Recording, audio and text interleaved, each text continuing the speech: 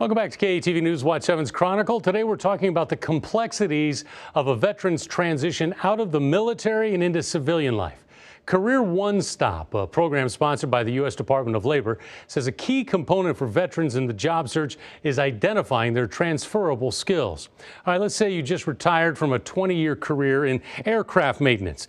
Detailing your vast knowledge on the inner workings of an airplane might not make an impact with employers. But highlighting the skills you used every day, like attention to detail, problem solving, and the ability to work under pressure, that can make you a commodity in the civilian workforce. There are a number of local resources that help veterans find professional success after the military.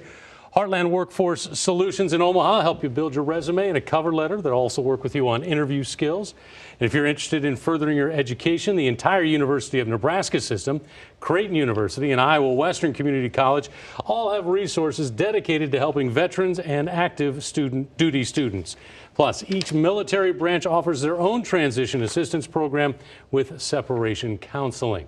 But who knows better the needs of veterans in transition than veterans themselves? Boots and Suits United helps build that bridge between military and civilian employment. They're based in Papillion, but co-founder and president Barry Wilkinson joins me now. And Barry, welcome. Thanks very much for being here. Well, thank you, Rob. Appreciate you having me. You bet. What is the mission of Boots and Suits? Well, basically, you stated it earlier, building a bridge. We're trying to educate employers to the skills that veterans bring to the community.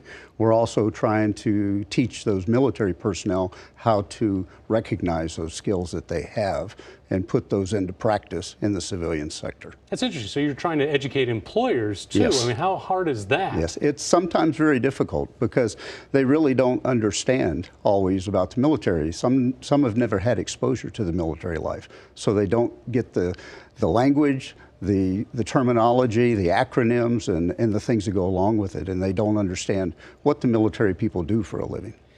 We said how Boots and Suits, you're made up of veterans, right? Who all makes up Boots and Suits? Well, myself and a gentleman, Ralph Maldonado, which is the Director of Human Resources for One World. He's a retiree. John Melito is our treasurer, and he's also a retired chief, and he's a wounded warrior advocate out at Off Air Force Base. And Ken Waters works for a government contractor as their Director of Human Resources. So the four of us basically started the organization Boots and Suits. And you're an Air Force veteran. That's correct. What was your transition like?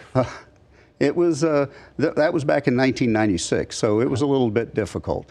Things have gotten better for some of the things in the military that they offer. They've refined the transition assistance program and made it better over the years. They've learned some lessons. But the one thing that we always felt was lacking was that personal contact to give people a chance to really understand how to network in the civilian sector. So they get a lot of classroom learning. They sit in classroom for days and they learn how to write a resume, learn how to dress, learn how to network, but they never get a practical application to actually go out there and do it. So that's what we do. We pair them with a true civilian mentor that can teach them how to do the networking out in the civilian sector, help them with their resume, practice interviews, introduce them to people that might be able to help them with their career. Or for instance, if I have someone that wants to go into advertising or go into marketing or go into doing this, sitting here and be a reporter or work for a newspaper or something, what better way to do it is introduce them to someone like you and ask you to spend an hour or two with them explaining what you do for a living and how you got there. So that's what they can expect if they contact you? Sure. That you're going to actually hook them up with somebody? Yes. And how long does that take for that to happen, that connection? Well, that connection usually is fairly immediate. We can usually connect people. The Omaha community has been awesome to the military community. They open their doors, and we have many businesses in Omaha that have opened their doors and become mentors, taken people in and taught them how to do different things and helped them find that job that they're looking for in that second career. Many times, one of our biggest hurdles is the military members really don't know what they want to do when they leave the military. You've been kind of institutionalized. For 24 years, I was told where to go, how to dress, when I could go to work and when I wasn't, and I had to figure all this out when I left the military. You know, all these answers to questions that I didn't have. What is the biggest challenge then for veterans coming out? Is it that loss of structure? I think it is. Because, even in the civilian world, there's not really a lot of structure. You're paid for performance. Everything you do, your promotions and everything else is based upon your performance, whether you bring money in or you bring a customer in or how you do things in that business. It's a profit-making organization. In the government, there's a hierarchy. You have a certain time and grade that you have to meet. You have to have certain skill levels. You have to have certain education. And then you can go to the next rank if you test well or if you meet all the criteria. So there's a definite structure for the military people to follow all the way through their career. Well, they get in the civilian world and they go, how do I get promoted? Right. You do a good job. What does that mean? Right. Well, Barry, who should contact you? What kind of vet? I mean, should every vet be considering, hey, maybe I should contact Boots and Suits? Or are you looking for specific vets who may say, I don't know, I don't have an anchor in my life, I don't have a rudder, I don't know where I'm going? Well, we can help anyone, but we're really trying to contact those folks that are still on active duty, that are getting ready to make that transition, so that we can catch them before they give up a paycheck and they end up out on the street not having a job or not being able to pay their bills or take care of their family. So we want to work with them that last year or so while they're in the military so that that transition will be easier and they won't be unemployed when they get out. They'll meet those employers. They'll know what opportunities are available to them. What kind of professions are most,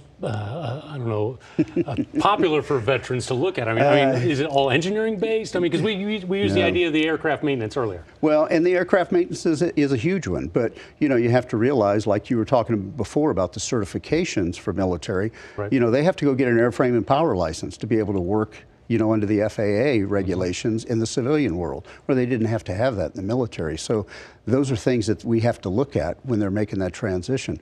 Probably one of the biggest things we get all the time when we ask people, what do you want to be when you grow up? They say, I want to work with people. And of course, we are kind of sarcastic and say, you want to be a social worker? No.